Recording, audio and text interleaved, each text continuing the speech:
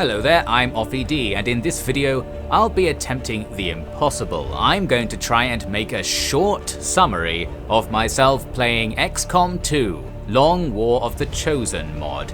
You might be familiar with the Long War mod for XCOM 2, a mod that makes the game longer and harder, just the way we like it. Well, this is a version of that mod that works with the War of the Chosen DLC. So before we get into my attempts to very briefly summarize the action of this extremely long campaign, I'll just lay out the conditions under which I played this campaign.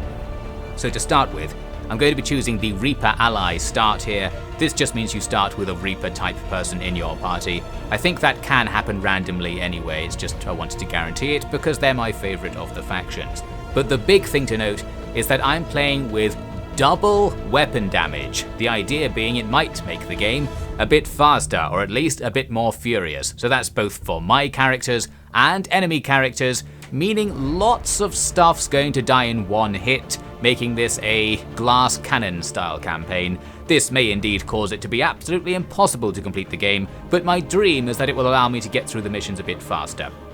And I also increased the movement points of soldiers for the same reason, because I remembered the last time I played XCOM 2, you actually spend half the game just walking across the map out of combat, because that's a very slow process. So now you can walk further. This should also help in combat by getting to better cover. Oh, and that's another change. I made cover give more protection to slightly offset the fact you can die in one hit all the time. Well, we'll see if that works. As I'm commentating this, I've only just started the campaign, not like I usually do where I try to play as far ahead as possible, so I don't even know if this is going to work. Let's find out together.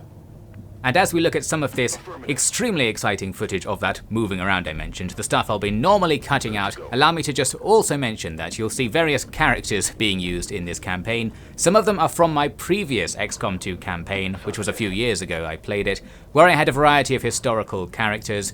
And in that campaign you might remember, if you're a true OffED fan following me on my other channel, that I lost the campaign, and I don't remember why, so I can't do anything differently. I simply do not remember why it went wrong. We're going to find out again the hard way, potentially anyway. We're not actually playing on Iron Man, so I could save scum if I feel like it. And the other thing to mention is that you'll also see characters from Metal Gear Solid and Final Fantasy VII, because I randomly added those character pools to the game, anticipating that my original character pool might get wiped out due to the high rate of attrition I'm expecting. As for the current mission, it's going to be pretty easy. We just have to defeat some nearby enemies. And it's easy because we get this amazing first turn, where we ambush a squad of enemies, and by having everybody in Overwatch, we can just absolutely blast them as they're running to cover, and we're lucky enough to get a whole bunch of hits with the Overwatch shots. And this combat triggers another enemy squad to come into the battle, and then we start Overwatching against them as well, grabbing even more kills. By and large, I'm not going to explain, by the way, why this is happening. The plot of XCOM is just off the rails. Essentially, we're 20 or so guys, we're going to try and conquer the world, one battle in a sewer at a time, and it's really not more complicated than that. So here's the end of this mission. We just absolutely blasted through the last couple of enemies because we could just run at them and shoot them in the face. That's one of the big advantages that having double damage will give us, but of course it gives it to them as well, so having the first turn matters quite a lot there. As for my first building back at base, I'm going for the Guerrilla Tactics School. The reason for this is that I remembered in the past I'd had a reason to do that first in my build order. I didn't remember what it was now, but I thought I'll go with my past self's vague memory of what's a good idea. Here's something I'm going to do to try and make us more survivable. I've taken this character OffED and given him an armor setup that gives him +8 health and a good weapon as well. So the idea was we'd have one guy at least that won't just die in one hit. Well, we'll see about that pretty soon, actually. Now onto the campaign map. In this mod, you have to do some base management on the campaign map. You have all of these bases that you gradually set up over time, and you can manage what the people there are doing. I didn't really remember what a good setup was, so it's going to be pretty random, the stuff I'm going to pick. But by and large, I'll be taking supplies from areas I'm not really operating in, and trying to get intel in the ones I am operating in, because getting intel is what unlocks the ability to go on missions, like this one that's popped up. The mission system in this mod is also a bit different to XCOM. I might as well explain in case people don't know. You have to infiltrate a mission before you do it, so when a mission comes up, You pick how many people are going to go on the mission, and based on how many you picked, it's then a certain amount of time until the mission happens. You can choose to do it earlier, but it's just extremely difficult if you do so. And the mission goes away after a while, so if you send too many people, you won't be able to infiltrate and do the mission properly. The timings are balanced around the idea that the base squad size is 4 to 5. I think it takes 5 days to set up a mission with 5 people on it, and most of the time you get about 5 days to set up a mission. However, that's not going to be the rule for most of this campaign, I expect, because I started to customize the mod after a few missions of events. So let's look at those events. Here's the mission I was just setting up. This one isn't so bad or anything, a standard mission where we just have to fight a small enemy squad, and they were mostly defending this van. We have to get to the van to stop it blowing up, so there is a time limit. There we saw a nice flank attack by the Reaper character. I do like the Reapers because they're accurate at long range. They're kind of like better snipers, so they're good for just guaranteeing you're actually going to kill enemies. Here you might note I only have a small chance to shoot almost into the flank of that enemy there. And I point that out if anyone hasn't played the Long War before. One thing the Long War mod does is it massively simplifies cover angles, so you're either behind your cover or you're not, and there's no advantage to firing at an enemy when they're almost out of cover from your perspective. It's kind of annoying. Last time I played the Long War, I actually modded it back to the vanilla style because I didn't like it. But here we're using the modded style, I don't know, mainly because I forgot to change it, and it might work to our advantage in some way. At least we'll just take it into account. Here's a nice way of breaking enemy overwatches. Just run through them and try not to die. That's going to be a very unviable strategy with our double damage setup, and we'll see that we're going to be terrorized by enemies in Overwatch quite a lot because of that. It's going to be hard for us to break through the enemy if they just sit still. One more thing I wanted to note is that the wound times in this mod are quite long. Just means if you see a character get hit, they'll probably not be back for a while, even if they don't die, because they're going to be on the sidelines for ages. And that means Offie, our specially upgraded good character, is already out of the game, but he will be back for some more later. A mission comes up to get an engineer, always essential. You need some engineers and scientist personnel in your base to do most of the background stuff, so good to have this early on.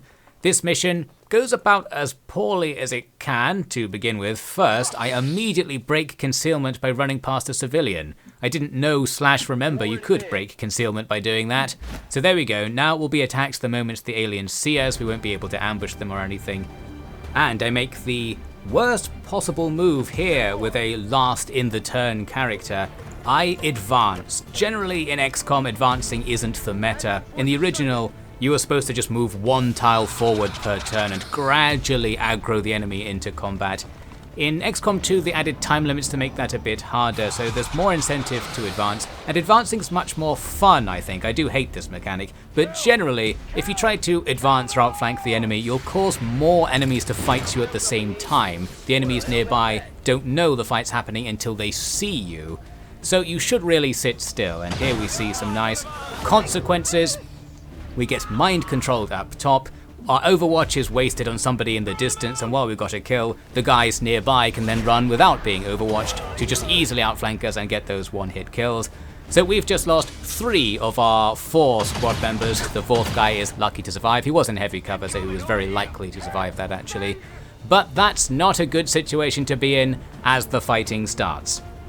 Now from here, I was so disappointed with how that turn had gone that my promise to do this as an Iron Man campaign, to myself really, was out the window. I just thought, nope, we're not going to Iron Man this. Immediately I replayed that bit of the mission. This time I advanced less far and got the enemy to aggro in their turn, which is far superior. Now they won't get a turn of action before I get a turn of action, and the enemies nearby can be overwatched against instead. Now this actually does not protect me. I'm still in the same vulnerable positions I was in last time. However, by sheer luck, it's a bit better. Snake here takes 2 rounds of shooting, only taking 2 damage, probably due to a grazing hit, something the mod adds, I think. I can't remember actually. And Scipio there takes an outflanking shot and it just happens to miss, so 2 outflanking shots missed on us this turn. That's incredibly unlikely to happen. Pure RNG, that's the power of not Iron Manning it. The game is essentially already won if you decide not to Iron Man, because you can RNG your way through any situation unless your chance to hit is always 0%, which it actually often is due to me increasing cover bonuses, so it's not quite as bad as usual. But I'm going to try and Iron Man it as much as possible. It's going to be a Bronze Man campaign where if I get really mad, I'll replay a turn, but normally I'll just accept the consequences. Like right here, I'm going to accept that. I just got shot through 2 walls at the same time with that Overwatch. The game did warn me I was going to be overwatched before moving, but I kind of figured I wouldn't because the enemy couldn't see me. Of course, in XCOM that is not how shooting works. There's no line of sight. Generally what you see on the screen is a massive simplification for what the game considers to be actually happening. Often you are in the enemy's line of sight if you're just near them in any way. So we lose Snake there. I do have a medkit, so I can stop him dying. He's only bleeding out. However, Snake was carrying the medkit, and you're not allowed to use equipment that's like on the ground. That means nobody was able to stabilize Snake. What I tried to do is take him to the evac point. However, while that was happening, I was still fighting the battle. We lose another character to stunning there. They're only out for a couple of turns, but when you only have 4 characters and 2 of them are doing this evac thing, losing 1 more to a stun is a big deal. Luckily, we just sort of somehow get away with this. We do get Snake to the evac point, but after he died, so this is completely pointless. I was just doing it anyway. I had this idea that maybe you can recover the equipment they're carrying or their weapon upgrades or something. He probably doesn't have any. Well, I put his body kind of on the evac point. It glitches out and he just hovers near it. There was one advantage to that pointless move though. It allowed Scipio to attack the enemy from behind. My other characters had just somehow survived the ensuing battle. So we come away from that fight with 1 dead and 2 wounded, so those 2 guys who are wounded will be out of the fight for a while as well. Not a sustainable rate of attrition, so we'll need to do better than that, essentially. Here's an important mission. The ones that are something to do with liberating the region are kind of like the story missions in this mod. You have to liberate each region by doing a series of special missions there, and it's just RNG whether you'll get those special missions, so we get one of them quite early on. And here we go. We're limited to sending only about 5 party members still by that infiltration system. I believe you're allowed to send up to 12 guys on any mission. It's just that in reality you can't. And again, we'll come back to that because it began to annoy me over time. We also set up this other, less important mission to get some supplies. You can see my squad 2 is out of action. I'd set up 5 4-man squads and a reserve pool to feed in when people died. But again, we'll have to reorganize that after I got mad with everything later and started changing the game. Here's me remembering what the Guerrilla Tactics School was actually for and why it's good to have it at the beginning of the game. It lets you train your rookies to not be rookies, so they'll just be stewing away in the background. That will help us out in the long run. Now here we are in that important liberation mission, setting up a nice early ambush. This is a better opening to a fight. We were in concealment the whole time, so we'll get a nice round of Overwatch against targets in the open as the battle starts. And indeed, we cut down a couple of enemies nice and easy. We move up towards this train in front of us where we need to hack a thing before the time limit runs out. There's a sectoid back there annoyingly, but it does not get a mind control, so that's not the worst case scenario. 2 more guys inside the train realize there's a fight and join it, but again that's the enemies joining the fight in their turn, which is generally the superior option. That guy on Overwatch is going to be annoying, of course. We get this unlucky hit with the sniper where it only does half damage due to grazing, so we don't kill the sectoid, but our Reaper, our effective sniper, then does the business and grabs the kill. In fact, a Reaper is so accurate, I'm able to get this roughly half chance to hit shot on somebody in high cover. That's really good considering that in my custom mod changes, that high cover reduces chance to hit by like 80 to 90% or something, so their shooting bonuses on the Reaper are just really good. Here's an example of me being unable to move due to Overwatch. If there was no Overwatch, I could easily kill this enemy. By the way, one of the dark events that the enemy have, which are buffs the enemy can take now and again, the first one they got was the one that allows you to go into Overwatch basically all the time. Whenever you don't shoot in your turn, I think it automatically puts you on Overwatch for free, meaning the enemy are going to be overwatching a lot in this campaign from the very beginning. As we saw there, the way I eventually dealt with this guy being on Overwatch was to just take his damage and luckily didn't die. Pure RNG. That was a terrible decision from me, and we just about got away with it. At least it clears the situation up, and we come away from that mission with just 1 wounded out of 5. That's more like the casualty rate we need to be going for. Here's an example of a mission that we can't do. The mission only becomes available when there aren't enough days left on the mission timer to really get a squad in there. We could send like 1 or 2 characters to do it with that time limit, but that's going to be a waste of time because they'll just die. So we'll be skipping that. Generally, I won't commentate on missions skipped, but that's going to be happening in the background, rest assured. There's also in the background this covert actions system, which is kind of like a mobile game mechanic really. You send a couple of guys off to do something, and after a certain amount of time they come back with some reward for doing it. Although they can also die and trigger missions while they're out there. We'll see if that happens. You can get more of those covert actions by building the resistance ring, which the game is currently trying to get me to build. It looks like a quest objective. I didn't think you had to build it for the plot, but maybe you do. I ended up building it eventually, suffice to say. Next up, we're off to steal some enemy stuff to add to our pool of stuff. You need stuff to buy weapons and armor later in the game once you have the ability to upgrade your things. We got a nice big miss to start our ambush off for this one.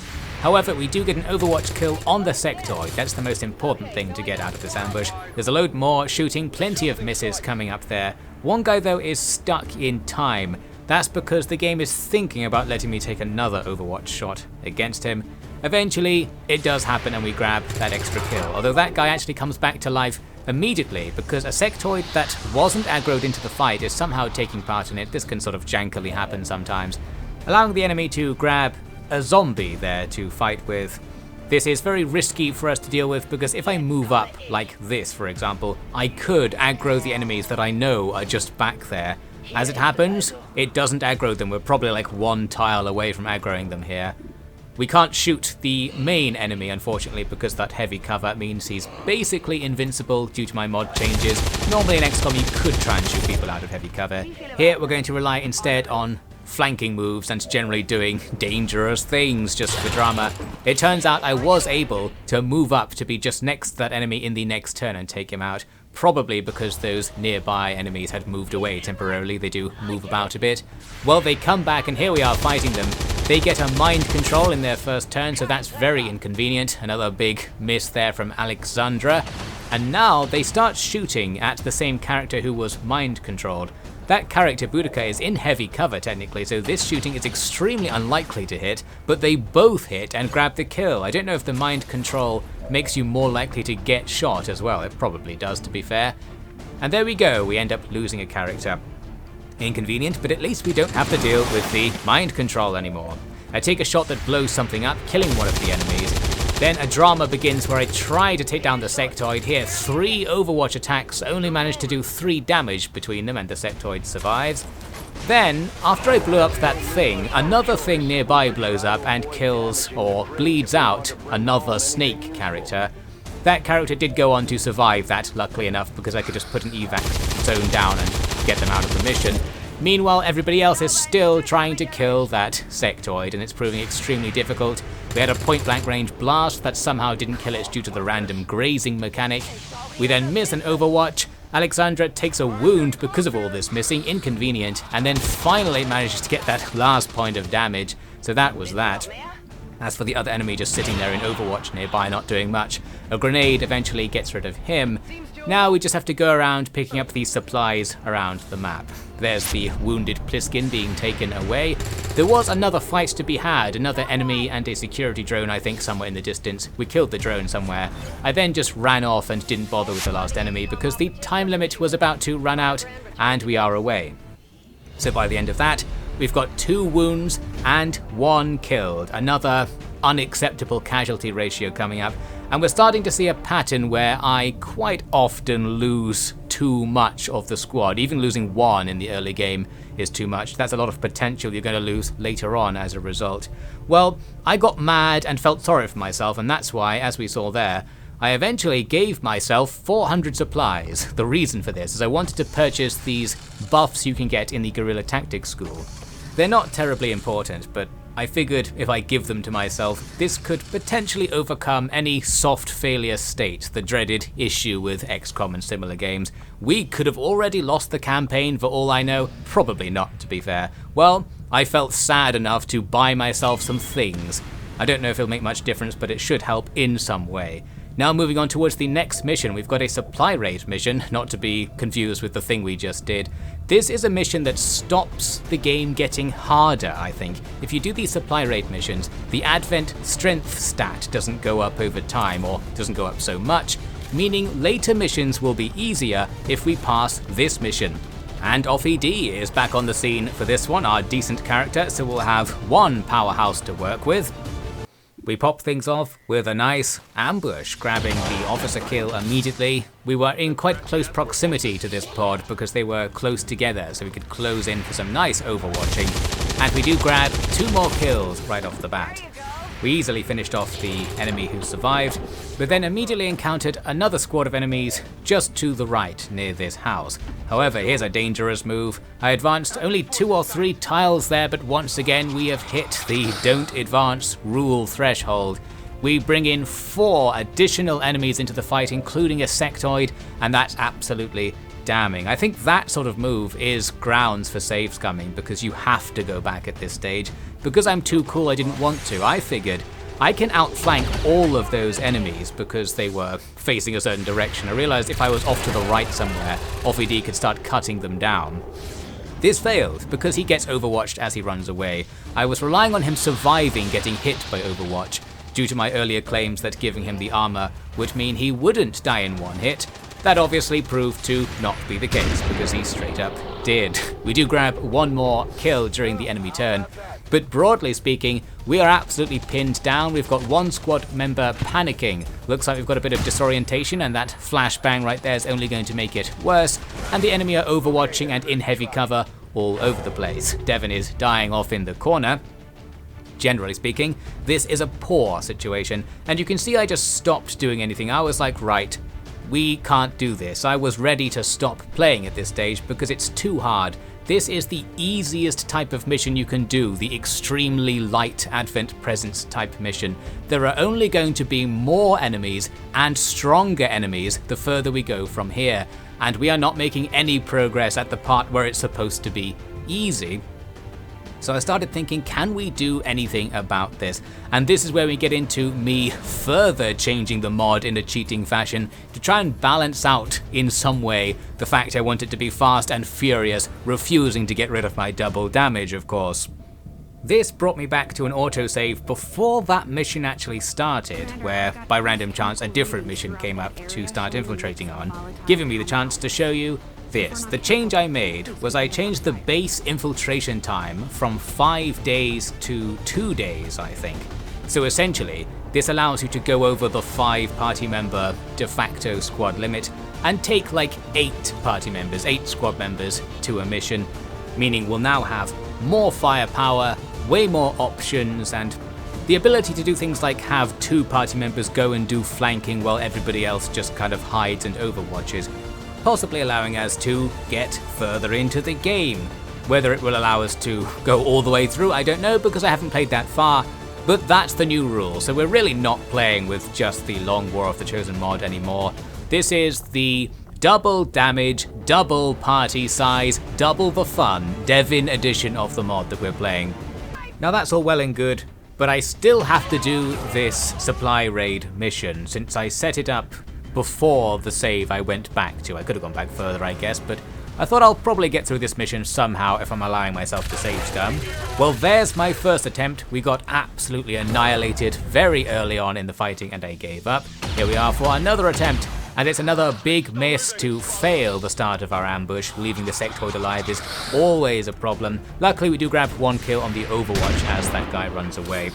We do also end up triggering, though, the other squad of enemies near this shack, the same other squad that was frustrating me last time, and they kind of let me off this one. They have a really easy position to outflank Golden Gun Cortez down there, but they don't really take it. Instead they take that shot through cover, only grazing damage, so that's okay.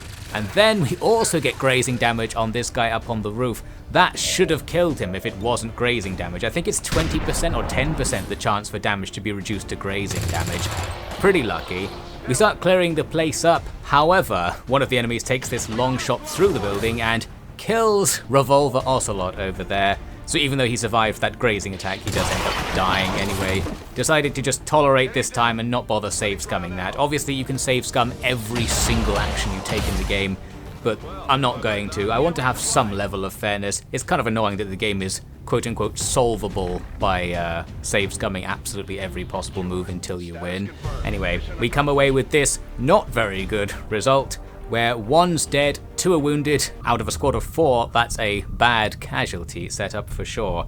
Well, we've got one more small squad mission to get through before those infiltration tweaks kick in and maybe things will get a bit better. Here we are kicking things off with an ambush that doesn't go that well because the initial grenade, which has randomized damage to some extent, doesn't get any kills. By the way, I didn't double the damage on things that guarantee damage when I was changing the mod. So things like grenades and missiles, which are guaranteed to hit the spots you click on.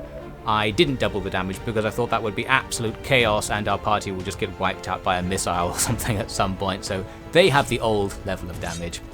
As we move in to clear out this room, I use a nice feature of the game. Lots of melee attacks can kind of go through walls. I think the situation where it allows you to attack through a wall is when the tile next to you was one you could have attacked through. So there I was standing next to an open window, and while I actually couldn't see the enemy through that open window, it just kind of lets me attack as if I could, and I end up hitting the enemy straight through the wall. Very convenient, but the AI can do that against you, of course. And there we just run in to blast that guy. There's some disoriented guy in the corner who gets killed as well. We move on to go and hack a thing. There were a couple of enemies guarding it, but they went down without any incidents, as the RNG would have it. And that was that.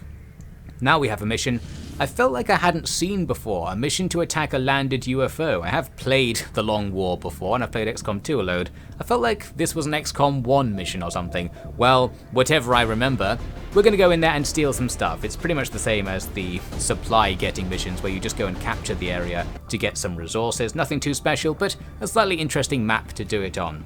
Here's a mission to go and rescue a scientist, very useful, and this is the first one where we're going to have our big squad, so let's see if this makes any particular difference. Well, we messed things up early on by breaking concealment as I run out of my deployment area. We did have one Overwatch available and we get the hit, so one enemy goes down. Obviously we could literally just start the mission again and not have that happen, but we're going to play on with this penalty. I tried to shoot a rocket through this building to take out the enemies in cover. It completely missed. Those things are really inaccurate. And then I discovered that if your guys get mind controlled, as one of my characters was early on, they can Overwatch shoot at you. So if someone is mind controlled while they were on Overwatch in their previous turn, they'll keep shooting at you in the next turn. Very inconvenient indeed. Well, at least we survived that attack. That was another case where I survived due to it doing grazing damage, which is incredibly unlikely to happen. We are getting some quite good RNG, I suppose, there. The flashbang then breaks the mind control, and Bernice here can move up and immediately kill that enemy and be in a better position. So we kind of recover from that situation with one grave wound on Izumi.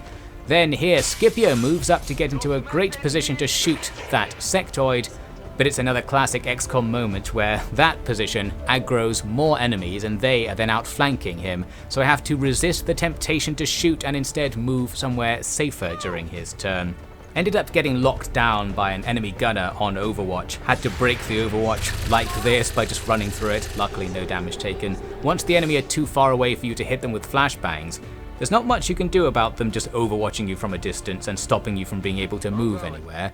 Except something like that. And here's another classic moment. I moved up to outflank that gunner, and doing so brings in another pod of enemies. Again, Scipio has the exact same issue twice in a row. It's not his day, so he has to go and hide in the corner over there to be in good cover. At least we take out that sectoid that was close to us eventually. And a long shot in the same turn allows us to take out the other sectoid that just aggroed in before it gets its first turn. That's going to avoid a lot of issues with all of the sectoids now dead. Regular troops are nice to fight. One of them was hiding behind an explosive barrel, as we saw there, so that takes them out. Another, though, eventually gets some damage here on Eva, who survives with only 1 health due to me again trying to use just running across the map to break Overwatch. A very bad idea. I consider myself to be kind of like forced to do that, but you really don't have to break Overwatch by running through it. You can just not move. The downside is that there are time limits, but in this mission in particular, the time limit is fine. I could have just sat there and waited for the enemy to not be on Overwatch for a turn, which might have happened. But no, we just went for it and ended up with 2 grave wounds. I think only one of which was really fair. Probably could have got away without the other one if I wasn't playing so poorly. At least, I did enjoy having the big squad. It definitely feels like you're more in control with the big squad, and while you still are plenty at risk, you can just die instantly like before. It feels like the right thing to have, the double damage, double party member combo. So we'll carry on with this and see how it goes. A supply raid mission comes up, so we'll send another bunch of guys on this to get some stuff and again prevent the advent strength going up, which in the future should make missions a bit easier just by reducing the number of enemies you face, I think. Or maybe it reduces the quality of the enemies, can't quite remember. In covert action news, I've made contact with the Skirmishers. This gives you a character who isn't at the minimum rank, which is quite useful, a character who's immediately going to be employable. It is a Skirmisher type character. I think they're special in some way. I don't remember using them very much, so I don't remember what it is they actually do. I think they have a grappling hook or something.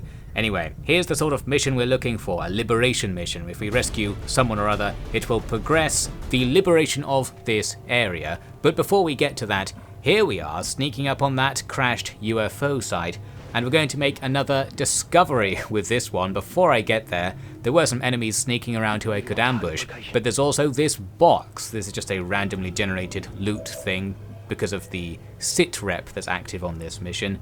So I open the box and it turns out that doing that is like a combat action, so it breaks stealth on the entire party, and immediately we're fighting those 3 enemies. Thus we missed the opportunity to ambush them. Inconvenient, but here's a case where simply advancing to outflank and attack the enemy works, because there happen to be no other enemy squads just next to that one, so we can move up without triggering further fights, and that's all good. There's also 2 turrets defending the UFO, but they go down without getting a chance to fire at us, so that's all nice, and no other enemies triggered. That's because they're all in there, as it turns out. Once we approach the UFO, now the real fight starts. There are loads of enemies inside. There's a nice big Overwatch miss. So all I can really do now is sit outside the UFO a bit and try to Overwatch a few of them out to get killed. There's one, that's exactly the sort of thing we need. Unfortunately, the rest were content to sit near the doors where they have heavy cover. We can't really shoot them out of there.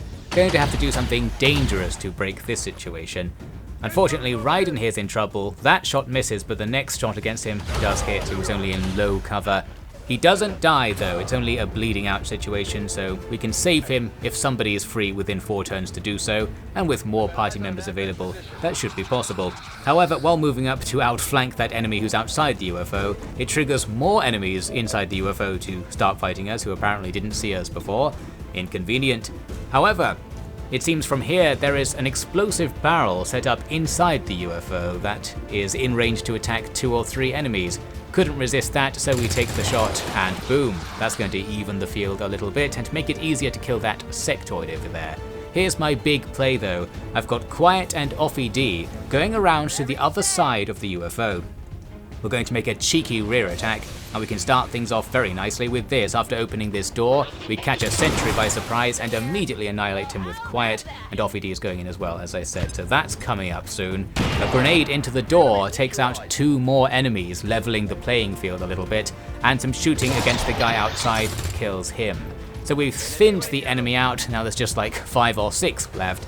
And we get lucky essentially. In their turn, we get shot at 3 or 4 times, but all of their attacks miss, which is great because most of my guys were in low cover, so there really was no guarantee of that happening. Another bit of pure luck to get us through that turn.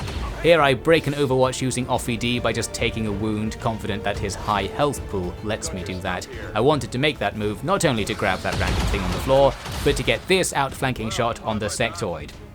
This also kills a zombie that the sectoid rose in its turn.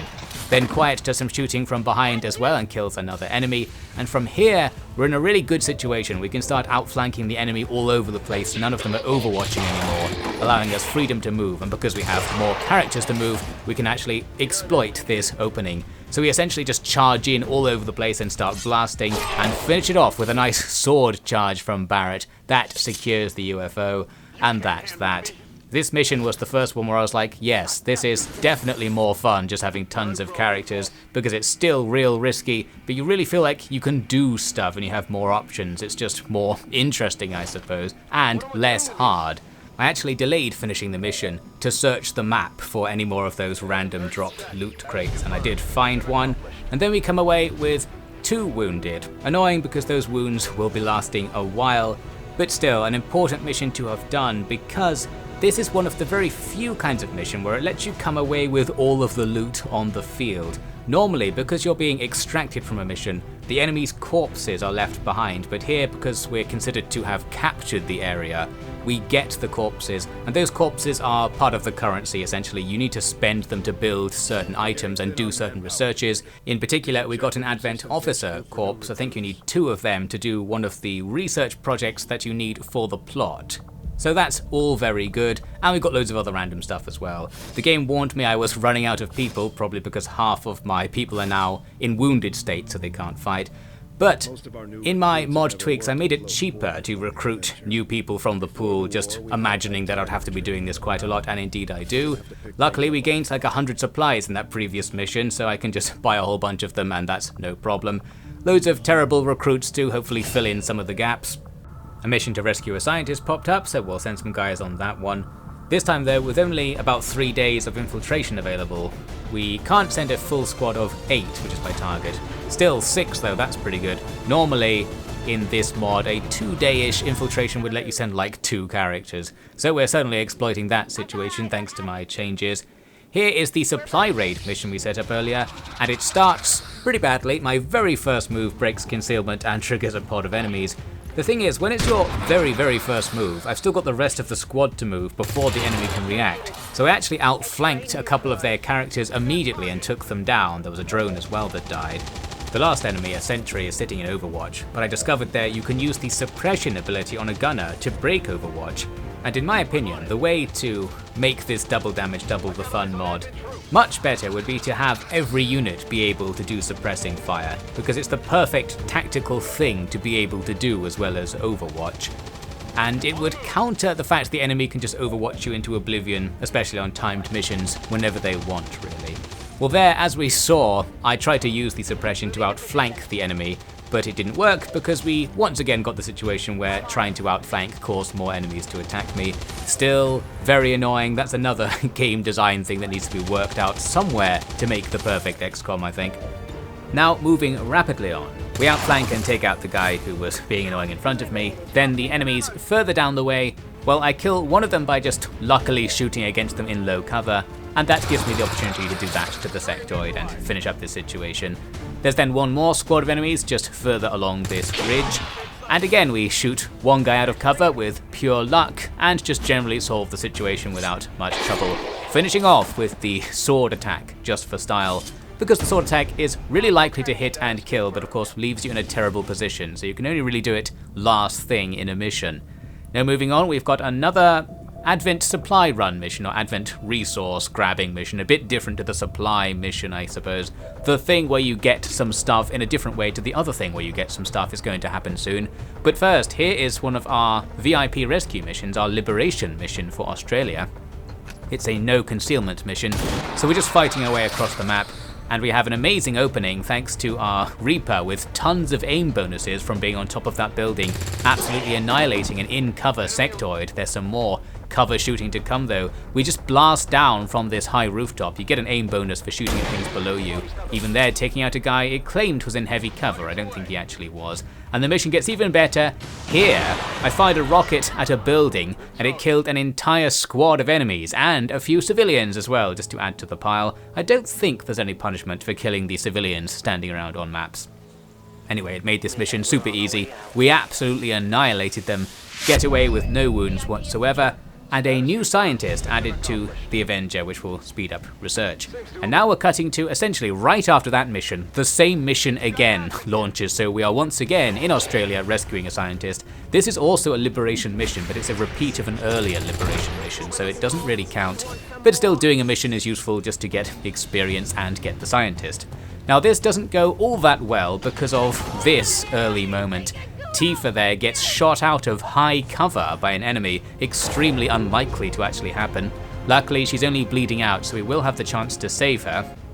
We then progress very slowly from here. I'm able to kill this enemy on the ground floor, but the guy standing on this balcony at the back he was just on Overwatch half the time, so it took us tons of turns to get to this point. I eventually just risked doing a run and gun, the risk being that moving up to an enemy to kill them can just trigger more enemies to appear, and I would have been left out of cover if that happened. I was fortunate in that it didn't happen, so we finally get through that situation after running down the time limits doing not very much. I can then pick up Tifa and start taking her towards the extraction point. We can also use the Get Up ability that I think you get if you're carrying a medpack, where you can make an unconscious troop come back to life for a while. So I think I did that as we were moving. And then we have to fight our way out close to the extraction point, but it's easy enough because the main enemy, a sectoid, was outflanked and killed. I did though have to make one more big risk with the same troop, Quiet, from before, running through some Overwatch to get into position. Sometimes you just don't have the flashbangs available or they're not in range often and you just have to go for it. Once that assault class troop gets leveled up, you actually get the ability to automatically dodge Overwatches, which will make things much easier. So later on, I'm hoping Overwatch will be less annoying. Obviously it doesn't look that annoying because I'm just cutting all of my doing nothing turns out where I'm just stuck, unable to move. But essentially it worked out fine. Just one grave wound on Tifa and we come away with a new scientist. Now I'm going in for a 200% infiltration supply raid mission or advent resource grab mission. The 200% infiltration doesn't really help us all that much because it's a no concealment mission for some reason. So that means as soon as we approach the enemy we're fighting, and by poor luck we approach two pods at the same time, so we have to fight all these enemies. And here is a situation where Overwatch will be annoying for us across these big open spaces, and it's the first time we're facing the stun lancer troops, the guys who just run at you, as you can see here. And if you don't kill them with your Overwatches, which is what happens, they will do that. They can stun your troops, which makes them miss a turn. In this case though, Rico is stunned for one turn, then immediately comes back to life because our turn was straight after the stunning. So not too much bad happened there. But you can see an example of the Overwatch issue. I can't flashbang those guys in heavy cover over there, therefore I pretty much can't move this turn. We just have to be really careful and only move troops who are far enough away to not get overwatched.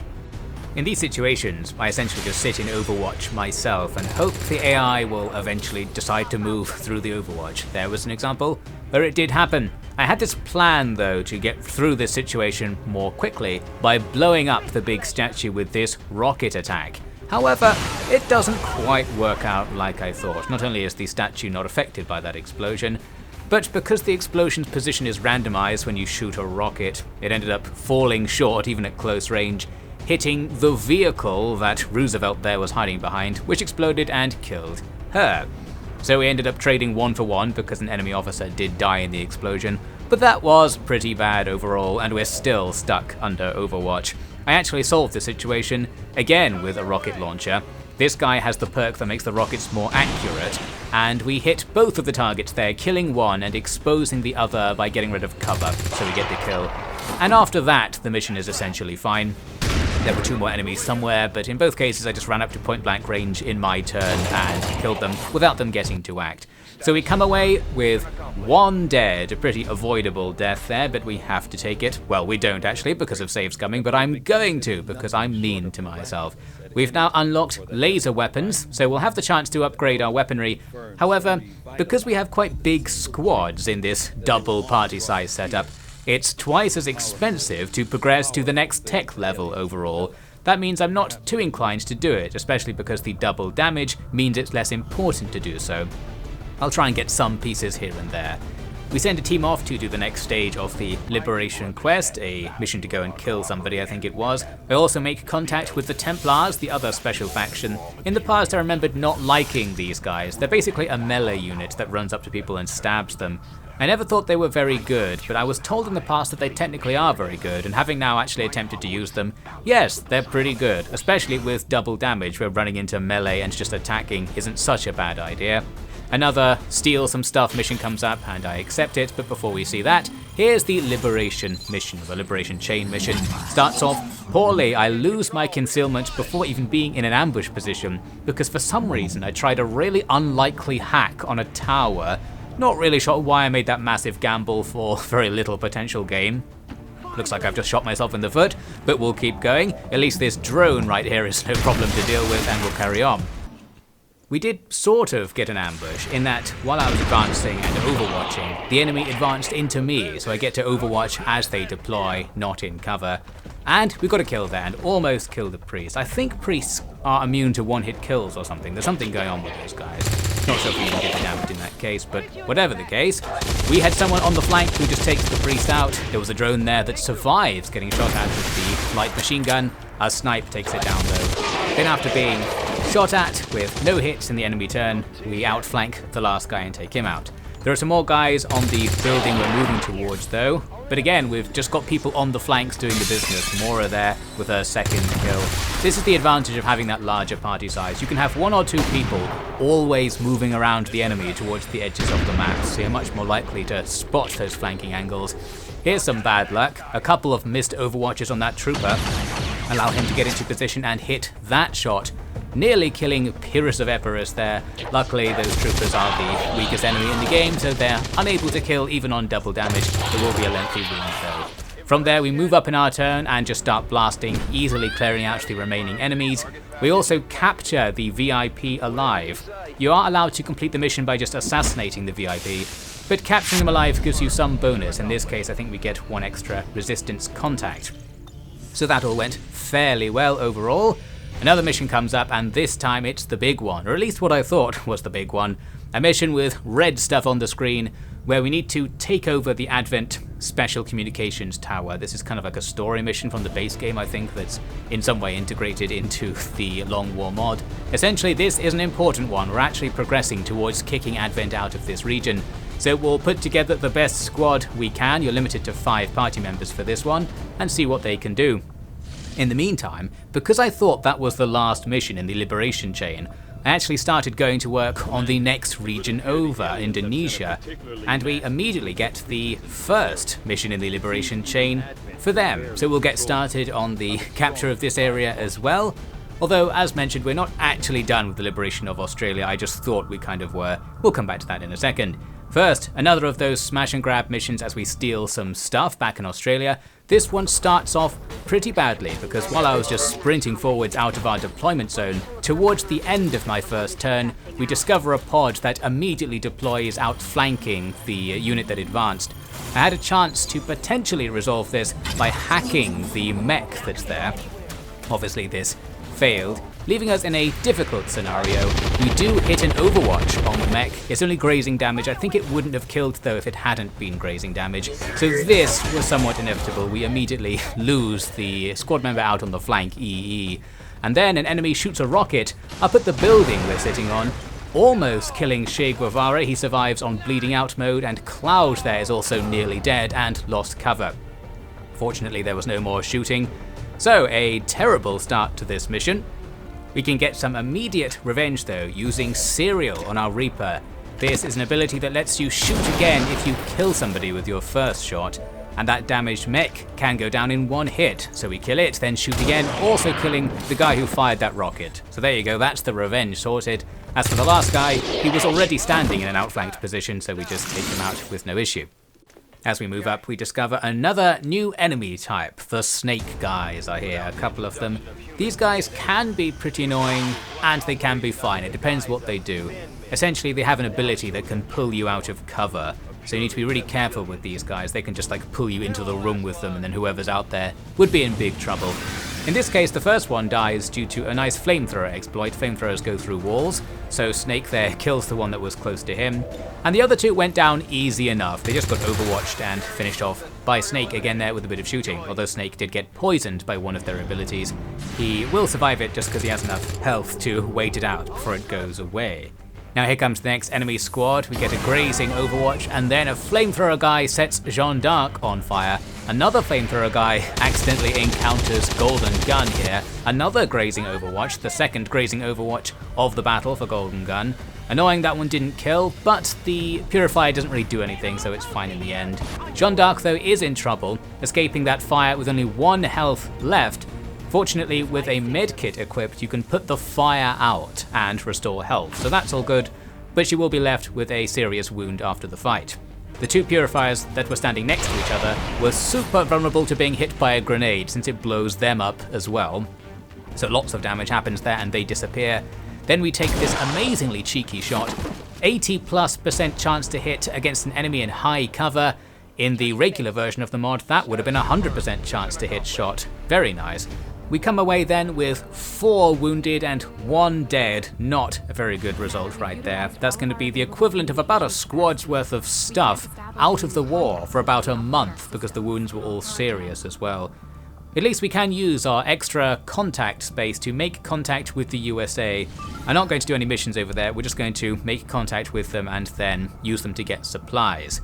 But we've got this mission to look at first. The first liberation mission in New Indonesia is up. This is going to be the easiest mission we've had so far, for a simple reason. It's got the Savage sitrep. That means lots of the enemies have been replaced by faceless. Normally they're like damage sponges, they have lots of health points and they regenerate each turn. But with double damage that's much less of an issue, and because they don't have a ranged attack, they just run at you, they're super vulnerable to being overwatched and cut down. That means we've got easy to hit, easy to kill targets. Here's the only close call where one of them almost got into melee range, but got overwatched down at the last second. So essentially this mission was extremely easy. There were 2 regular troops skulking at the back somewhere, but one died to an amazing snipe, the other, well, we just run up and shoot. And that's all there is to say about that. We're heading right on now to an ambush mission though. Our covert team somewhere doing something, I forget, has triggered a mission. Here we just have to go in and rescue the team. It says it's something to do with the Chosen, although the Chosen isn't here on this map. Maybe they can appear to help fight during these battles. We are forced to use the Templar in this one, and this is where I learned to actually like the Templar, after seeing just how powerful they are. We start off by annihilating the first enemy that was ambushing our covert team. This builds up your focus bar, which is kind of like magic essentially. We can use that later. And I discovered, most importantly, that after you use your melee attack on a Templar, it lets you move again. You can use this to either move really far, or to get into heavy cover after making a melee attack and hide somewhere. That's potentially really useful for a hit and run style strategy. As for the rest of the first ambush, well, there are only 2 enemies, and we had 3 party members, so it was easy to just cut our way through them. Here's a look at the rescue team. They're on the other side of the map, and the covert team just needs to reach them. On the way, I made use of some of the focus abilities of the Templar. Here's one that lets you just stun an enemy. It's guaranteed to hit and takes that enemy out of the fight for a couple of turns. That's potentially extremely powerful. The more powerful the enemy you use it on is, the more good it is to use it. So that's all good stuff, and we easily get past the next squad of enemies there as a result. Although, as we see here, I went in to attack that officer to finish him off, but only got grazing damage. This just keeps happening to me, very annoying. At least we can still run away even without the kill and hide somewhere, and the officer's just stunned, so somebody can kill him later. Meanwhile, the rescue team encountered some enemies on this shop floor, including a mech. And there's the dreaded mech rockets attack. That's one of the things I specifically thought I shouldn't increase the power of in my double damage thing. It's just a big guaranteed damage area of effect move. So we take a bit of damage to that, and now we have some wounds. However, the explosion, combined with that explosion on the purifier, summons Lost, because this is a lost map. This means we have some zombies to deal with, and they spawn right on top of the covert team. Inconvenient, and Lost are a bit more difficult to deal with in long War of the Chosen compared to regular War of the Chosen. Well, we'll get back to that. Here's just a little look at a really annoying aspect of that cover angles thing I talked about much earlier. Solidus here has an amazing shot on this Muton with 0% chance to hit because the Muton is technically in heavy cover, it's just facing another direction, but unless you're more than 90 degrees around the cover object, it still counts as completely concealing you, so that's very annoying. Here we are gradually fighting our way through the Lost, making heavy use of that Templar melee attack in this battle so far. And here's another melee attack I had in mind. To take out the Muton, I've got Barrett up in the ceiling. He's a shinobi class, so he was concealed for the mission so far. He can just drop down by surprise and make a sword attack to kill the Muton. Or can he? Well, the opposite happens essentially. Looks like the Muton has some sort of ability that blocks melee attacks, and it can counterattack. So Barrett is now bleeding out right there. Not ideal, very inconvenient. Well, I suppose we've learned that one the hard way, if I remember it for next time. Here I was a bit annoyed, I only had 64% chance to hit this shot with Solidus standing right in front of the Muton. It's because the machine gun type weapons are supposed to be less accurate at close range. Not quite sure how that works, but we get the hit after all. Now, when dealing with the Lost, normally in War of the Chosen, when you kill a Lost, you get your action point back and you can just kill another one nearby. It looks like in this mod, that is not the case, so dealing with swarms of Lost is more dangerous. You actually have to waste good action points doing it. In this case, we only took 1 wound from their presence, I think, overall, and we cut them down fine enough, leading to this result: 2 wounds, one of them pretty bad, the one on Barrett, and we've escaped the covert ambush thing, so I suppose that's what really matters. Now we're moving straight on because another mission came up after that. This is the Tower mission for the liberation of Australia, and in this one we get a nice chance to start things with a bang. There's a pod standing near our deployment zone and I can hit all of them with this rocket. Well, it depends on the accuracy, I guess. That plus minus 3-ish tiles is pretty deadly. Well, we hit the ones at the back, not quite getting everybody we could get there, but the debut use of our laser Sten gun, one of our upgraded weapons, grabs the kill easy enough, and that's the first squad dealt with. We can do something of an ambush on the next squad, and that's thanks to Offie D with his concealment, because he is a shinobi class.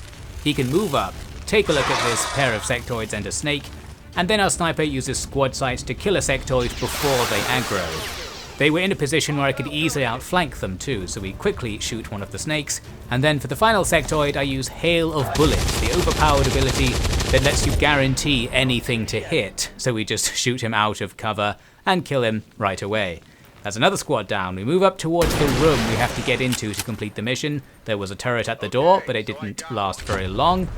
Then the room though is more difficult to take because it's packed with 4 enemies and the only way in is across that narrow bridge on the left. There's very little cover to approach this position with.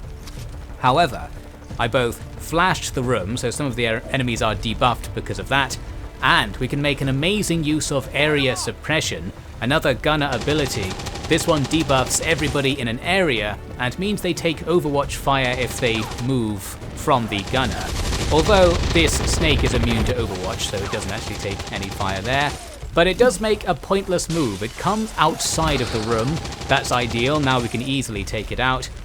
The 2 sectoids both avoid taking any of that overwatch fire as well, just somehow, and one of them pops a panic on Eisenhower outside the room. At least that final guy gets shot, so the area suppression eventually did do something. We annihilate the snake outside easily by just running up for the flank. And then for the room, I decided to use Devin's Wraith ability. When you wear this Wraith armor, you can do this thing where for 2 turns you can walk through walls. I can use that to move quite deep into the room on my first turn of movement and still have an action to shoot, which we use to run in and outflank a sectoid, killing them. Then Eisenhower loses his panic status after the sectoid that panicked him is killed. So I can immediately then act to shoot the other sectoid, and that's that really. We just hack a thing and that completes the mission. This, in the original story, I think, like killed Foes of Advent or something. In this version, I'm not really sure what we're supposed to be doing here, but we've hacked the thing. I thought this was going to liberate the region, but it doesn't, as we'll quickly see. A flawless mission though, so that's all pretty good. One thing it does is unlock the Black Site mission, which you have to do for the plot, I believe. This is where you go to a certain enemy base and just attack it. We won't be able to do it right now because I think it's in the eastern USA. You have to have a base in the area where the Black Site is before the mission really becomes available. But we don't need to do that because here's something to do. This is what that whole Control Tower mission actually did. It unlocks the mission I thought I was doing, the Liberation mission. This is where we simply attack the Advent base in the area, and if you defeat them, then Advent won't be here anymore. This is a big mission with over 30 enemies slated to be present, so by far the hardest one we've seen so far. We need to send out the big guns. All of the top billing troops will be put into the squad. We'll have the maximum squad size, which I think might be 10, and we can gear some of them out at least with our new level of armor, giving them a little bit more protection, less than it usually would without the double damage mod of course, but it might save a life here and there. We don't give it to the whole squad because it's too expensive to do so. We also get the next stage in the Indonesia liberation chain coming up. For this one, there were only like 3 days to infiltrate. I've set it up now so that 3 days is the base infiltration time for a 5-person squad. Originally that would have been 5, I believe. So we can go in with a smaller squad than usual. I'm going to try and do that because it looked like an easy enough mission. We've now made contact with the western US, so we'll just use that as a supply base. Doing so reveals that one of the Chosen is here, the enemy heroes. We haven't really encountered them so far, but if we do a mission in western US, we might do. For now though, as mentioned earlier, we're not going to even try and do missions over there. Another mission comes up in Indonesia, not a very important one, just one that adds some personnel to the local resistance haven. I decided to do it and send out all of my bottom billing troops, so this is kind of like a training mission. I just sent loads of trash to deal with that. We'll see them in action in a bit. Here's the A-team though, doing the Liberation Chain mission for Indonesia. It starts off, well, with the classic start. My very first move breaks all of our concealment. It's usually because I like to run really far on the first move to make the mission take less real life time, skip over the bit where you're sneaking around at the start of the mission. But this does come with some risks, obviously, so that's the reason why so many of my missions tend to start with something going wrong in the first turn more than many others. Now, after blasting through a few enemies on a train in the middle of the map, we move towards the final encounter, which begins with Franco there getting poisoned by a snake. There are 3 snakes in that final room. And here we do see the thing I warned about earlier, where the snakes can pull you through the walls. So Franco is now stuck out there, being both bound and poisoned. That's 2 damage-dealing debuffs, meaning we have to get her out this turn or she will just die there. Now this should be easy enough because this sniper right here could just free her. However, we get a massive 92% chance to hit miss, and that's going to be a problem because now we have to take some risks. First, Cortez runs out to a super dangerous position. We outflank every enemy from here, but one of them outflanks me. I'm going to shoot at the medium distance enemy to make use of the highest chance to hit there. The one right by Cortez is also disorientated, so it's not so bad to be outflanked by them. Azumi then gets the hit on the Binding Viper, so Franco is freed. We can now finish off the mission with this, doing a sword charge against the final enemy to stop Cortez being outflanked. But it's another big miss for us. The snake falls back and now has Franco outflanked, takes the shot and gets the kill. So that did not work out very well. A couple of bits of bad luck and that's another character down. At least we can finish off the Viper easy enough and hack the thing, whatever we're doing as part of the Liberation mission. I tried to recover Franco's body just to return it to the Avenger, but it gets stuck in midair, so that's not going to happen unfortunately. Well, that's one casualty taken, bound to happen from time to time, just unfortunate. Another supply raid mission comes up of the variety where it makes Advent weaker, possibly in the future I think, maybe, or it might actually just make them weaker in an adjacent province because they're supposed to be taking a convoy somewhere. I don't even know, we're doing something there, and here's, more importantly, the next Liberation mission for New Indonesia that comes up. Just got to rescue a guy, so we'll go and do that. First though, here's that rookie mission, well not actually rookies, the lower billing mission where I sent all of my terrible troops to do this not particularly important rescue of some rebel personnel. We break concealment early on when some snakes spot me through a hole in this ceiling. We do at least kill one of them as it overwatches its way up towards our ceiling, and the rest don't do anything particularly special. I go in to outflank them, and as usual it's a classic get outflanked when you outflank scenario. Essentially you can never move towards the middle of the map. You really have to like stick to the edge if you want to be safe from that sort of maneuver. Well, somebody manages to grab a critical outflanking on a snake there, and check out this nice position we have. We have 2 snipers overlooking the middle building where the enemy are hanging out. So we can just sit here and not do very much. We've got like 20 turns to do this mission. I'm finally getting into the habit of not rushing all the time by just sitting back here on Overwatch and letting the enemy move about a little bit. We're kind of safe. Well, they could have killed somebody with that shot, but being above the enemy, I believe, makes you much less likely to get hit by their shooting, even while we're only in low cover. Eventually the snipers can get an ability that makes low cover count as high cover as well. Well, the rest of the mission goes really well. We just blast the enemies in front of us without doing very much, run into the building, kill some stuff, and that's that. Some experience gained for the lower ranked members. A nice mission to get an engineer shows up. Those are always good to take, so we'll send some people to do that. Before that though, it's the supply raid, convoy raid, something mission. This one starts really well. We finally get a good ambush where we absolutely annihilate one sectoid, leaving another sectoid and a muton to be ambushed. But we've got most of the squad nearby in Overwatch. Another snipe takes out the sectoid immediately.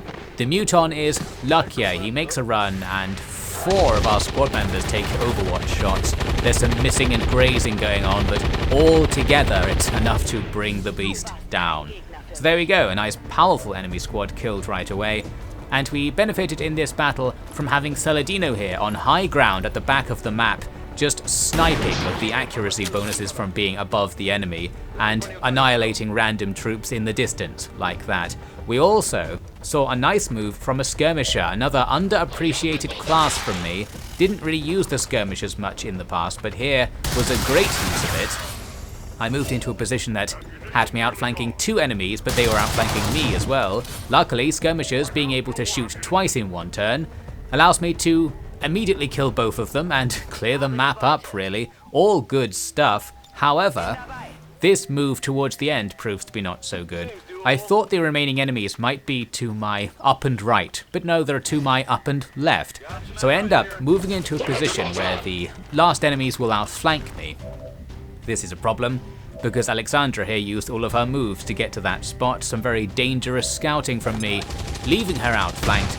Tried to solve this situation by using suppressing fire and flashbangs. This causes the first shot at the very least to miss. The second shot that comes in though does hit, however it does not kill her, so we're getting away with this. But there is a third shot to contend with, and that one kills Alexandra. So there we go. I think I was being too risky moving up trying to get this mission over and done with. Again, you have to be cautious all the time. It's especially true when there's double damage to contend with. We charge down and finish off the enemies, but inconvenient to have lost another party member. At least this is another important mission where you get loads of resources because you've captured the field. So we took some corpses home, including one of our own. Now moving on to the Liberation mission. Well, it started poorly once again because this drone breaks my concealment as I was deploying in the first turn, which just keeps happening. Really didn't expect it to happen that time at least. We do kill the drone with Overwatch, and now we have a nice rooftop position again to shoot at the enemies below, so we'll get loads of accuracy bonuses, and there are loads of places on this road to outflank them. For example, that one. That was a bit later actually, after we shot the first couple of enemies down. A couple more came and also fought over the same road. A nice Overwatch there that blows one of them up, and then we easily outflank the last remaining guy there. We move through the building and into the next building. While going to get the prisoner, we accidentally stumble across the final enemy squad. They had somehow managed to stay out of our line of sight, despite us sort of surrounding this building and walking all over it. Normally you see enemies that are somewhere near you through a window or something. Here we fell right on top of them. Luckily I could just run away, and because my squad was overwatching around the building, when this mech tried to come outside it died. The other one stayed in there out of our line of sight, but I could just bust in and start shooting because they didn't overwatch, luckily enough. So we sort that out. On the way to leave the mission, we actually get hit by reinforcements for the first time in this campaign. Normally I'm acting so hastily and over hastily that the reinforcements don't trigger, but here in this mission I was slower, moving across the map bit by bit and overwatching a lot. And this turn was no exception. I was on Overwatch just next to the evacuation point. We absolutely blast down those reinforcements, so that was nothing. I think you don't get experience for killing reinforcements. I could sit here and grind them, but I vaguely remember when looking around to mod files or something, I saw that reinforcement units don't provide experience points and they can't drop loot. Maybe that's the case anyway. Now we're going to do that mission to get an engineer, and this is another mission that starts badly. It really looks like it wouldn't this time. I moved to a tile that was highlighted as being safe to move to, but when I get there it triggers 2 enemy squads to engage. So not very good. Now we're stuck with enemies all over the shop and in heavy cover in this building in front of us. Not ideal. There was one big way to break this standoff, and that was to shoot a rocket off the roof. I've got a guy on the roof, 2 guys on the roof in fact, who could shoot down at the back lines of the enemy. The problem is the engineer we need to rescue is in that car there, so I didn't want to risk actually killing the target by firing a massively inaccurate rocket. So we're going to do this via a slower approach. Being on the roof does pay off though. We get an amazing Overwatch shot that blows up a purifier and kills another enemy. Nearly killed that third enemy too. that's another pod joining the fight. So essentially we're fighting all of the enemies on the map at the same time, the worst possible setup, but because our squad is bigger than normal, it's not the end of the world, which it would have been if we only had 3 or 4 party members to work with. And the enemy for their part aren't doing too much. They're just blasting away at us and putting us under suppression and doing overwatch. Because both sides are in heavy cover, we can shoot at each other all day without very much happening. And now I'm getting more and more interested in doing that as my gameplay style. I'm starting to be weaned off being hyper-aggressive. It's nice to just sit in heavy cover on Overwatch and hope the enemy screw things up for themselves, which they probably will eventually. We've got plenty of time in this mission. Here's my big play to make a move. First I used a flashbang to get rid of some Overwatch.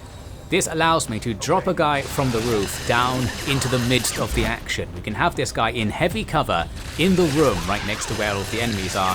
A perfect place to go and outflank the enemy next turn, and this turn we can kill this sectoid sitting in the corner. That sectoid must not have even had line of sight on any of our guys, so not sure what he was doing back there. We've also got 2 snipers shooting down this alleyway. They've just been missing for the entire mission, but here finally we get a hit and take out one of the enemies. Most of the shots, to be fair, were like 20% chance to hit, like those ones there. So it was a risk to just sit here wasting the snipers firing away, but there was nowhere better to put them, so I just took a chance and nothing came of it until then. But after this stage, the mission begins to clear up because we move out and just blast the enemy at point blank range. A nice accurate rocket there removes some overwatch, allowing me even more leeway to move up and keep blasting. And indeed, everything can be blasted down in one hit, and that's the end of that. We escape with the engineer, and with no wounds, which I didn't expect after that bad start and being under such heavy enemy pressure the whole time. They just happened to never hit us. Very handy. We finally constructed the Skulljack, a key plot item. We need to use this to hack into an Advent officer, which you can only do in melee range, and only on the one soldier who has the Skulljack. So it's an incredible roll of the dice to actually get this plot element to work, and I hate it very much.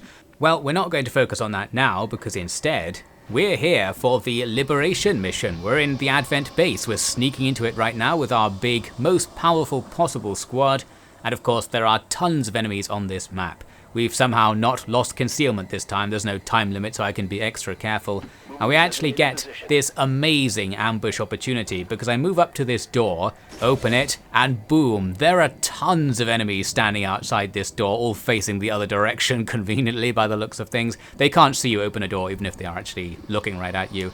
The big deal here is that this guy at the door has the rocket launcher, so I can just shoot at point blank range into this blob. The only downside is that the rockets are hideously inaccurate even at literally no range whatsoever, so there's a big chance of hitting myself with this plan. Well, I decided to go ahead with it. It was inaccurate in the safer way, in that it went too far rather than not far enough. So we do kill loads of the enemies, not as many as we could have. Potentially we could have killed all of them there. And they scatter all over the place, and now the fighting begins. There are a couple of drones out on the flank. I had guys on Overwatch ready to take them out, and take them out they do. So it's the 4 enemies on the right side of our formation to worry about. There were also 2 turrets to deal with on the roof. Well, luckily they're not so bad with our double damage mods. You can usually kill them in one hit, so no issues up there. Here's an issue though. Tried to take out the guy who was inside the building downstairs with my Templar. Making a melee attack against the guy who explodes though proves to be a bad idea, so we lose most of the health on the Templar. Another turret also sees the shenanigans and gets involved. Those turrets can be dangerous because they have squad sights. They can shoot you from really far away if any of their allies can see you. As for the Templar, I'm going to tuck her into the corner for now, but that's not the end of the tribulations. A laser shot takes out another turret on the roof, so the rooftop's looking secure. Now let's see what they have for us. They have one guy, an engineer, on our right who doesn't really do anything, which is quite useful. He kind of changes cover position twice, just a waste of his turn. The stun lancer though, well, he runs in and attacks our Templar. This should have killed me, but it doesn't. I don't really know why. I think it could be the Templars have a special ability, like the enemy priests, where they can't be killed the first time, they just survive on 1 health. Something like that. So for whatever reason, the Templar is alive, now on 1 health, and immediately counterattacks, killing the stun lancer. So that's all good. Got away with a couple of disastrous events somehow there. Some more laser shooting on the roof takes out that other turret, so now we're looking good in that regard. Offie breaks his concealment to get a flanking shot on the engineer outside the door. That left only the priest, and the priest just ran away, something that occasionally happens. It'll go and join one of the other enemy squads at the back of the map. Thus ends our first engagement with only one grave wound to show for it, plenty more enemies to take down.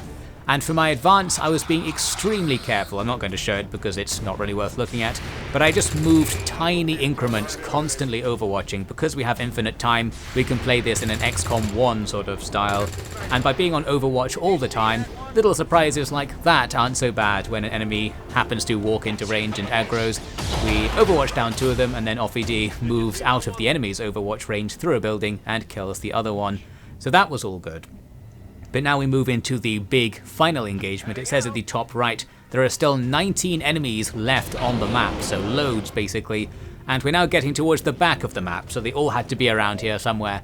And indeed they are. There's the first 2, a muton and a sectoid.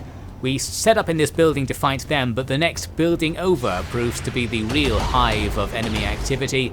There are loads of them in there, including an Advent General who takes that Overwatch shot from Offie. The General has so much health though, he doesn't actually die. So now that building is going to be absolutely fortified with guys all over the place, and a couple of snakes come around the building on the flank as well, inconvenient. We do though get a couple of Overwatch shots on these guys, and one of the snakes dies immediately, so that's something, and another advantage to being on Overwatch all the time whenever you move, and the advantage of the enemy discovering us in their turn, so we get to take those Overwatch shots right away before the main action. We take a grazing hit on one of our troops up on the roof. That could have been deadly if it wasn't grazing actually.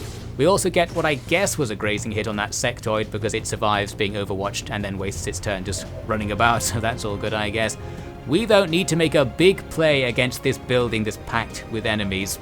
We have to hit them big this turn while they're not overwatching for one thing, and because once it's their turn, they'll all come out of the building and start blasting all over the place, and that general might get up to some suspicious magic antics as well. We need to kill as many of them as possible right now.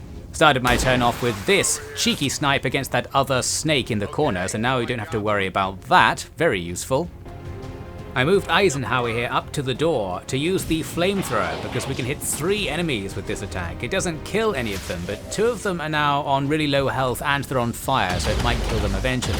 Offie also comes up to the door and shoots somebody in the background, the heavy gunner, that's a nice one. And Sid does the same thing towards the other corner of the room, shooting in and taking out a gunner, so that's a couple of the high damage potential enemies knocked out. I then make the same mistake I made earlier, completely forgetting that you can't melee attack mutons with the Templar. At least we don't take any return damage and we can still move away in the same turn. That would have gone much worse if I tried it with a Shinobi class. I then use Raiden to take out the Advent General before he gets up to any sort of magical antics that I'm sure he can do. Very nice, and we shoot into the room and kill somebody else in the background, a shield bearer I think it was as well. So we've thinned the room out a fair bit, and we can potentially make it a bit better using this. Darius the Great can pass his action on to Eisenhower at the front lines because Darius is an officer, allowing me to shoot again into the room. There's an outflanked enemy.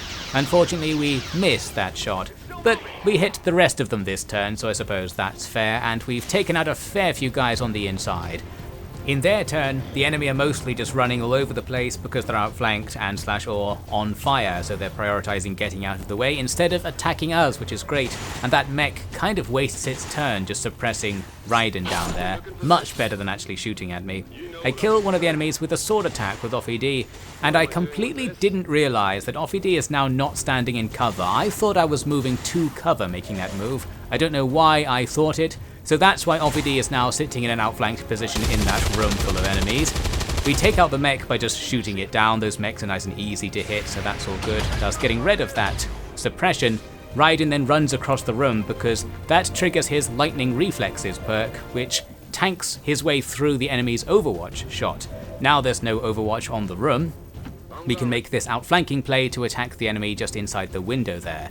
However, like any good outflanking play, it triggers some more enemies to come in. There were even more snakes around this corner. Fortunately, they set up in such a way that Sid here is still in heavy cover with respect to them, and can shoot in and finish off this 1 health enemy. So the room's looking clearer and clearer, but yes, Offie is still standing out of cover, and I haven't noticed that quite yet. Now the Templar does some good stuff. I've got a magic attack that just does some damage. I can use that to finish off that sectoid towards the back, and one that stuns enemies, the one we saw before. So I use that to take the Muton out of the fight. I actually didn't need to do that because in the same turn I kill the Muton by just charging right up and shooting it in the face. Now for the enemy turn, we take out one of the enemies inside the building with that nice Overwatch shot, but another one shoots and hits off ED, and that's where I discovered, oh yeah, he's not in cover. Very unfortunate, so that's a big wound for him. Luckily he has tons of health, so he survives it. Now the snakes are up to no good. We get a bind on Sid. Another turret has woken up on the roof, so we need to pay attention to that. And we get some poison coming in. They're going for the bind and poison on Sid, but I think you can't be poisoned after you've been bound. You have to be poisoned before, like the bind protects you from the poison somehow. Very useful for us. The final snake doesn't do anything, just running about at the back. That's not so bad. I tried to kill the snake binding Sid. Unfortunately it's grazing damage. Doing any damage though does break the bind, so Sid can act this turn at least. Used a hail of bullets to turn a 0% chance to hit into 100% somehow on that guy inside the building. So the building's now looking pretty cleared up. The turret on the roof just dies in one shot as somebody goes across the roof to laser it up. Tried a grenade attack to take out that Viper that was still just about alive. We got bad RNG on the grenade damage though, so it doesn't do the job. Instead, off-ED will have to do the job. This is fine, it just means I can't use him to do something more useful. Like right here, he could fire at the other Viper that's further away and kill it instead. Kind of overkilling this one with barely any health right in front of him. Said other Viper comes over and binds Raiden, and the other snake at the back goes and uses the tongue thing to bind Sid off the roof. Very impressive. Well, this is annoying, but not so bad, because in both cases we can just break the bind immediately. Two drones are joining the fight as well, but they won't matter. Because they joined in their turn, they're just going to sit there and somebody can shoot them. The snakes are the real issue. Off-ED fires at the first one, that's going to free Raiden for this turn. He fires at the second one, that frees Sid for this turn, and then we just absolutely annihilate the drones. And after that, the mission is over. I think a success overall. While we have 3 wounds, that could have gone much worse, and it really paid off to just be shuffling around overwatching constantly, because you might have noted, while we faced 30-something enemies, they barely had any chances to attack or do anything against us because I was being so slow on that mission. It was all fine, we just took them out on the first turn we discovered most enemies. We get tons of resources, as we saw there, for capturing this base, so that's all good. What I wondered was what was going to happen in general as a result of capturing this base. It triggers a cutscene. This is the cutscene that's talking about the Avatar project, so what we appear to have done is discover the time limit. There's a time limit on the campaign where you eventually lose if that bar at the top fills up. I thought something more special might happen because we've liberated the first area from Advent. Maybe you get a bit more money from it or something, or perhaps it's just the advantage that you don't have to worry about the place having the reprisal mission where it gets attacked by Advent. Well, it seemed a bit underwhelming, this whole liberation thing. It sounds like a good idea, but I don't technically know why we're supposed to be doing it, or whether it's a good thing to do meta-wise. Maybe just focusing on doing the story missions like the Skulljack thing is more important. I found an interesting possible glitch. I'm not quite sure if you're supposed to be able to do this, but in the Proving Ground, I found there was no cost to make the experimental heavy or powered weapons, and you could just queue them up like this with 0 days on the queued items. Then when you look at the thing that passes time, you just get them all. I'm not sure if this is actually doing anything, but it feels like we're gaining some items here. You can only use them with the exosuits, of which we only have 1 and you have to buy them, so they're not that useful. But I guess you could sell them if you can infinitely make them. I'm not quite sure, we'll have to look into that potential exploit. I also grabbed the stay with me tactic, something that makes you more likely to bleed out rather than die. We've had mostly bleed outs so far, I feel like. It's something to do with how much you're killed. When you get killed, if your theoretical hit points is somewhat near still being alive, you're more likely to just bleed out. And if you get absolutely annihilated, you're more likely to die. So that thing I just bought does something good. We don't exactly know what, so who knows whether it was worth the purchase. I'm going to end this part here. I had lofty ambitions when I started this video that we'd get pretty far through the game by 1.5 hours into a video. Well, that's not necessarily the case. I've played for about 15 hours now and condensed it down quite a lot. Looks like we'll have to condense it even further to make this series anything like the length I imagined. Well, we have made some progress in this first part. we've lost only like 6 or 7 people or something, we've liberated one region, half liberated another, and we've started the plot. Well, you know what, it doesn't sound like that much progress after all. I don't know how long this is going to take, but I'm going to find out because I find it moderately enjoyable, at least after those infiltration changes and the double squad size changes. That makes the double damage thing really sync quite well, and it's all quite fast and furious as I originally imagined. I'm curious to see to what extent it will all fall apart once the more powerful later game enemies come in and I find that even my best soldiers can just immediately be killed by double damage heavy weaponry. Well, that might happen, or we might kill them first, as we did in that base attack mission, and perhaps it will be fine. There's only one way to find out. It's the hard way and the slow way, but it's much faster for you, I assure you. So why don't you join me for a part 2 of this video, where maybe I'll try and up the pace if possible, and maybe even progress in the game, or failing that, lose the game. That's another way out of this situation.